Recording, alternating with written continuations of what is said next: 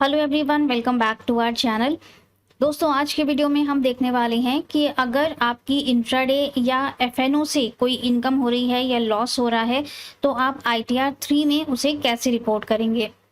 ITR 3 में आप intraday और एफएनओ के अलावा अपनी सैलरी इनकम भी दिखा सकते हैं, शॉर्ट टर्म या लॉन्ग टर्म इन्वेस्टमेंट है तो वो भी दिखा सकते हैं, और एफडी इंटरेस्ट या सेविंग इंटरेस्ट यानी कि अदर सोर्सेज से भी इनकम आ रही है तो वो भी आप इसमें दिखा सकते हैं।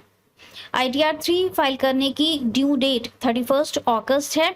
इसके बाद आप बिलेटेड आईटीआर 3 फाइल कर सकते हैं जिसमें कि आपको कुछ लेट फीस देनी पड़ेगी, और लेट फीस के साथ आप 31 दिसंबर तक अपनी आईटीआर 3 को फाइल कर सकते हैं। तो चलिए स्टार्ट करते हैं। सबसे पहले इनकम टैक्स पोर्टल पे लॉगिन कर लेंगे, incometax.gov.in। यहाँ पर आपको ई फाइल में आना है, यहाँ पे सेलेक्ट करना है सबसे पहले assessment year 26-27 online mode, continue,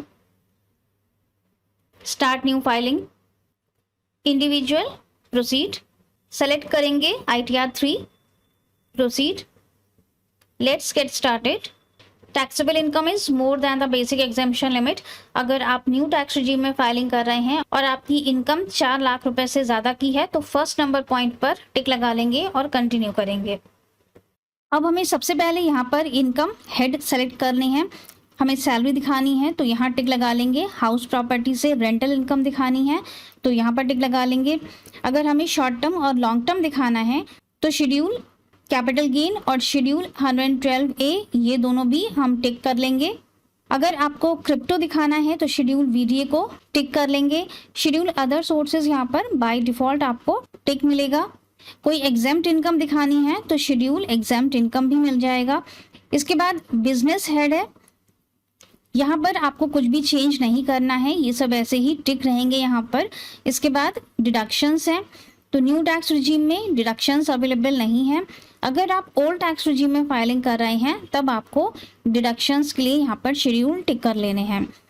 then tax है और इसके बाद है अदर्स, तो सिंपली हम अब यहाँ पर कंटिन्यू कर देंगे, स्किप कर देंगे, ओके। सबसे पहले जनरल इंफॉर्मेशन में जाएंगे, यहाँ पर फाइलिंग स्टेटस, सबसे पहले डेट सेलेक्ट कर लेंगे 31 अगस्त जो कि आईटीआर 3 फाइल करने की ड्यू डेट है। फाइलिंग सेक्शन 139(1) सेलेक्ट करेंगे, return filed before due date.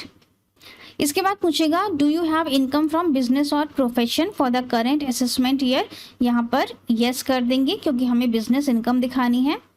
Next ये आपसे पूछेगा कि क्या आपने last year old tax regime में ऑप्ट किया था।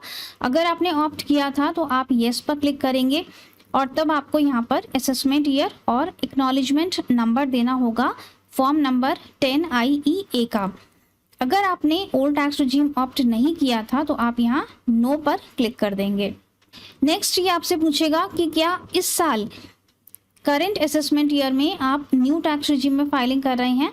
अगर आप न्यू टैक्स रिजीम में फाइलिंग कर रहे हैं तो आप नो पर टिक लगा देंगे, और अगर आप ओल्ड टैक्स रिजीम में फाइलिंग कर रहे हैं तो आप यस पर टिक लगाएंगे, और उस केस में आपको यहाँ पर date of filing form number 10IEA और यहाँ पर उसका एक्नॉलेजमेंट नंबर देना होगा। इसका मतलब ये हुआ कि आईटीआर 3 को फाइल करने से पहले आपको अपना फॉर्म नंबर 10IEA फाइल करना है और उसे ई वेरीफाई करना है। उसके बाद आपको यहाँ पर डेट ऑफ फाइलिंग और एक्नॉलेजमेंट नंबर फिल करना है और तभी आप इसमें आगे प्रोसीड कर पाएंगे। नेक्स्ट आपको यहाँ पर रेसिडेंशियल स्टेटस ले लेना है, रेसिडेंट। यहाँ पर you were in India for 182 days और मोर, यहाँ पर नो कर देंगे। डायरेक्टर में नो कर देंगे, पार्टनर नहीं है तो नो कर देंगे। कोई अनलिस्टेड इक्विटी शेयर्स आपने होल्ड नहीं किए हुए हैं तो नो कर दिया। यहाँ पर भी एफपीआई में नो कर दिया। नेक्स्ट आ जाता है audit information. Are you liable to maintain accounts as per section 44AA। Section 44AA के अकॉर्डिंग अगर आपकी टोटल इनकम 2.5 लाख रुपए से ज़्यादा की है तो बुक्स ऑफ अकाउंट्स बनाना आपके लिए मैंडेटरी है। टोटल इनकम मतलब जो बिजनेस और प्रोफेशन से आपका टोटल प्रॉफिट है वो 2.5 लाख रुपए से ज़्यादा का है तो आपको बुक्स ऑफ अकाउंट्स पर यस लगाना है, और तब आपको यहाँ पर बैलेंस शीट और प्रॉफिट लॉस को भी फिल करना होगा। अगर आपकी इनकम 2.5 लाख रुपए से ज़्यादा की नहीं है तो आप नो पर क्लिक लगा के विदाउट बैलेंस शीट भी अपनी ITR को फाइल कर सकते हैं। नेक्स्ट है whether SSC is declaring income only under section 44AD 44ADA। क्या आप सिर्फ प्रिजम्पटिव बिजनेस इनकम दिखाना चाहते हैं?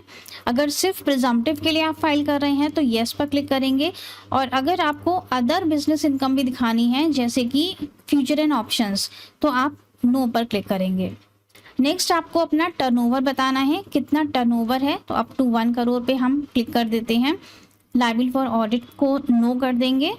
देन नेचर ऑफ बिजनेस है, ऐड अनदर पे क्लिक किया। अब हमें यहाँ पर फ्यूचर एंड ऑप्शन दिखाना है तो हम यहाँ पर सेलेक्ट करेंगे, सबसे लास्ट में आ जाएंगे। यहाँ पर हमें मिलेगा future and option trading. Trade name में हम अपना नाम लिख लेंगे, डिस्क्रिप्शन में फ्यूचर एंड ऑप्शन ट्रेडिंग लिख देंगे और इसे सेव कर देंगे। इस तरह से यहाँ पर ये बिजनेस इनकम रिफ्लेक्ट हो जाएगी। और अगर आप इंट्राडे भी यहाँ पर ऐड करना चाहते हैं, इंट्राडे एक्टिविटी भी आप कर रहे हैं, तो आप यहाँ पर ऐड अनदर पे क्लिक करेंगे और सेम इसी तरह से आपको इंट्राडे के लिए भी ऐड कर लेना है। इंट्राडे का ऑप्शन भी आपको फ्यूचर एंड ऑप्शन ट्रेडिंग के नीचे ही मिल जाएगा ड्रॉप डाउन में। बैंक डिटेल्स हैं और इसे हम कंफर्म कर देंगे। नेक्स्ट हम आ जाएंगे प्रॉफिट एंड लॉस अकाउंट में। अगर आप बैलेंस शीट नहीं फिल कर रहे हैं या आप बुक्स ऑफ अकाउंट्स मेंटेन नहीं करते हैं, तब आपको जो अपना इंट्राडे का टर्नओवर है वो यहाँ पर दिखाना होगा 64 नंबर पॉइंट में। If regular books of accounts और प्रोफेशन आर नॉट मेंटेन्ड, यहाँ पर आपको टर्नओवर दे देना है इंट्राडे का। यहाँ पर ग्रॉस प्रॉफिट देंगे। अगर लॉस हुआ है तो यहाँ पर आप माइनस लगाकर अपनी लॉस की फिगर दे सकते हैं। एक्सपेंडिचर कितना हुआ है वो ले लेंगे, एक्सपेंसेस ले लिए यहाँ पर, और नेट इनकम आ जाएगी आपकी। यहाँ पर हम टर्नओवर ले लेंगे और इसे कंफर्म कर देंगे। अब मान लेते हैं कि आप बैलेंस शीट बना रहे हैं या आप बुक्स ऑफ अकाउंट्स मेंटेन करते हैं, तब आपको ट्रेडिंग अकाउंट में जाना है और यहाँ पर आपको मिलेगा 12 नंबर पॉइंट में टर्नओवर फ्रॉम इंट्राडे ट्रेडिंग, और इसकी इनकम या लॉस वो आपको यहाँ पे फिल करना है। और नेक्स्ट है turnover from future and option trading और income from future and option trading. अगर आपको लॉस हुआ है तो यहाँ पर आप माइनस का साइन लगाकर लॉस की फिगर भी दे सकते हैं। यहाँ पर दोनों में माइनस का साइन लगाकर लॉस की फिगर दे सकते हैं। ट्रेडिंग अकाउंट और प्रॉफिट एंड लॉस अकाउंट के बाद आ जाता है सैलरी का शेड्यूल। यहाँ पर इंफॉर्मेशंस ऑटो पॉपुलेट होती हैं आपके AIS से, आपको एक बार चेक कर लेना है। देन शेड्यूल हाउस प्रॉपर्टी है। देन हम आ जाते हैं शेड्यूल बिजनेस एंड प्रोफेशन पर।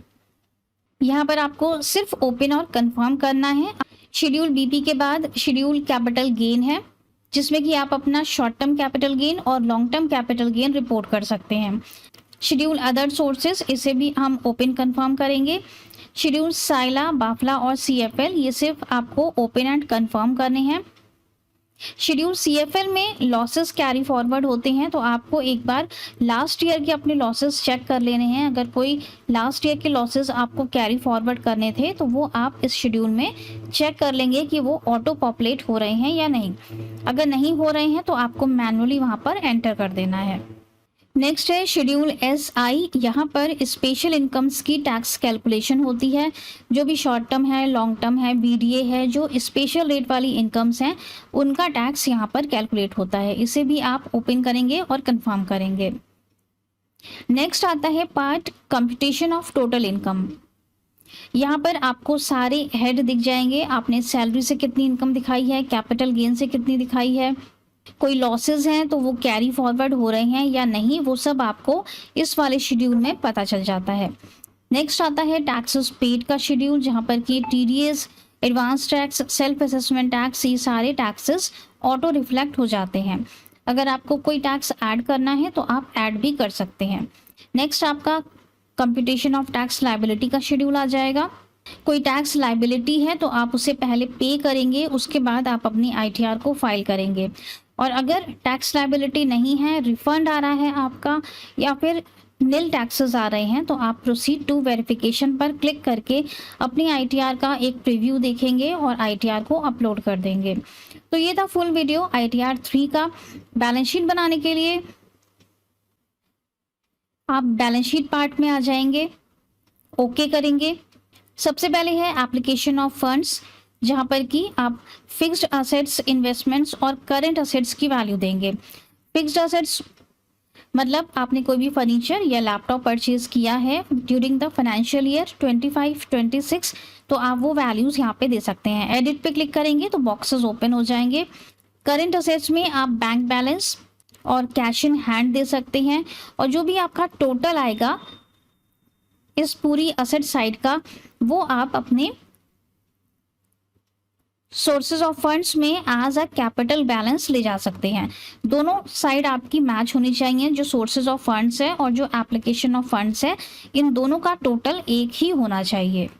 इसको कंफर्म कर देंगे तो आपकी बैलेंस शीट बन जाएगी छोटी सी, और इसके बाद आप अपनी आईटीआर को फाइल कर सकते हैं। तो ये था कंप्लीट डेमो आईटीआर 3 का। आई होप आईटीआर 3 आप खुद से फाइल कर पाएंगे, और अगर आप हमसे कोई हेल्प चाहते हैं या हमसे अपनी आईटीआर फाइलिंग करवाना चाहते हैं तो हमारे व्हाट्सएप नंबर पर कांटेक्ट कर सकते हैं। मिलेंगे नेक्स्ट वीडियो में। Till then stay safe and healthy. Bye bye.